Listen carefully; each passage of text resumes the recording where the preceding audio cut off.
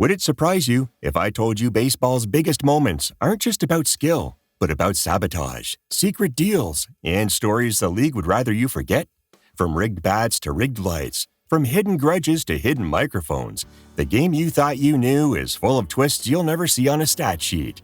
Why did the lights go out just in time to save a streak? Why did a perfect game vanish on the final out? And why do some home runs feel a little too easy?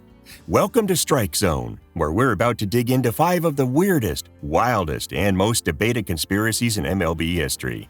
Lace up those cleats, grab your bat, and get on deck, because baseball is about to get a lot more interesting.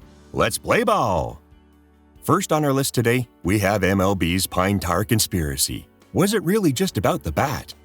What if I told you one of baseball's most iconic meltdowns wasn't about pine tar, but about revenge, hidden rule books, and a Yankees vendetta dating back to the 70s? Yeah, we're going there. The 1983 pine tar incident is one of the weirdest, most overanalyzed moments in MLB history. You know the clip.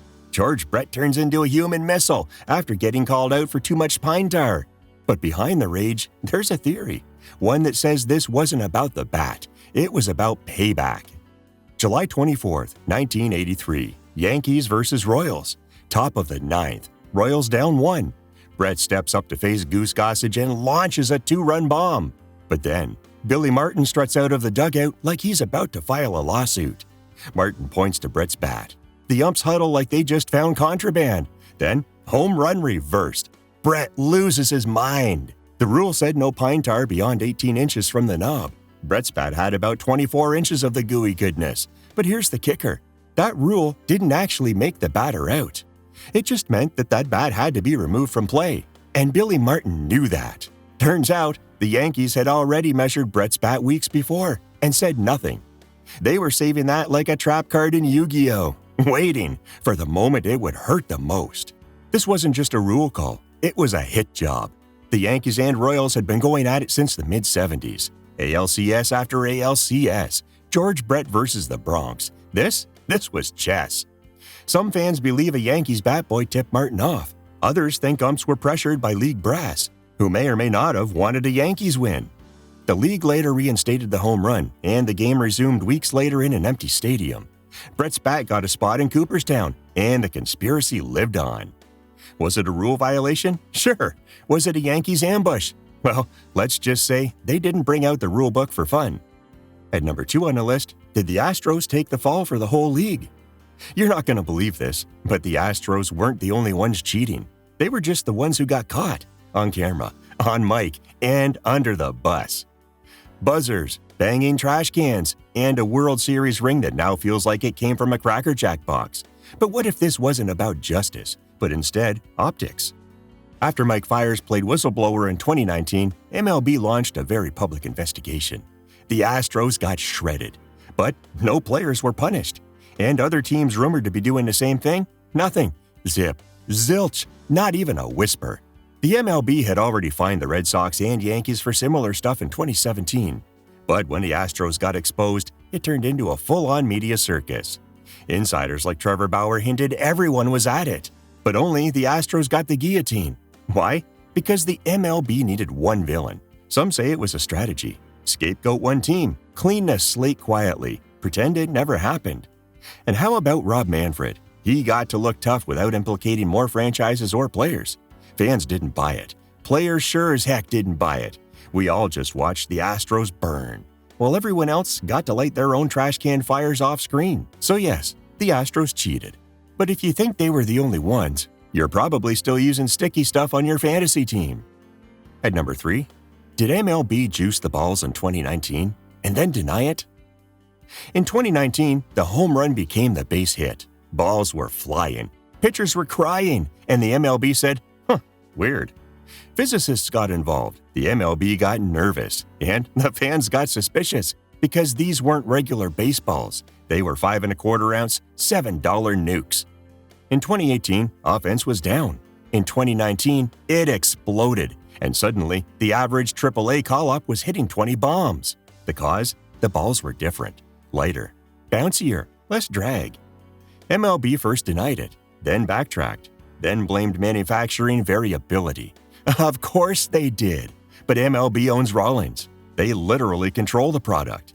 Some pitchers said it felt like throwing a golf ball. Verlander straight up said, yeah, the balls are juiced, 100%. Why juice the balls? To boost offense? To increase fan engagement? Or maybe to inflate player value before potential trade or contract negotiations? Then, in 2021, MLB accidentally used two kinds of balls in the same season. If it smells like a cover-up, flies like a rocket, and leaves pitchers traumatized, it's probably not a coincidence. At number 4, did the umpire screw Galarraga on purpose? Galarraga was 1 out away from perfection. Then Tim Joyce said, not today, and fans have been side-eyeing that call ever since. It was the 27th out. The guy was clearly out, but Joyce called him safe, and the internet exploded. June 2nd, 2010, Tigers versus Indians. Galarraga is locked in. Perfect game. 2 outs in the 9th. Jason Donald hits a grounder. Easy out. Except, nope, not today, good sir. Joyce says he was safe. Even he admitted later, I just missed it. But was it really that simple? Some say it was just human error. Others say Joyce had an agenda. That he had beef with Tigers players. That he was anti-instant replay. And that he had a pattern of ego-driven calls. MLB expanded replay right after this game. Coincidence? Fans aren't so sure, and neither am I, to be honest. Did Joyce subconsciously sabotage perfection to make a point? Was it a statement against tech in the game? Or was it just the worst call of all time? Galarraga never blamed him, fans never forgave him. And Joyce? Well, he'll be remembered not for fairness, but for almost perfection. And at number 5 on the list, did Cal Ripken's streak get saved by a power outage? Cal Ripken Jr. played 2,632 straight games. But on one night in 1997, the lights mysteriously failed. And some say that kept the streak alive. The Orioles claimed a mechanical failure. But the conspiracy? Ripken wasn't at the park because of an alleged fight with a famous actor? August 14th, 1997, Camden Yards. Orioles versus Mariners. Suddenly, lights fail. Game postponed. But here's the twist.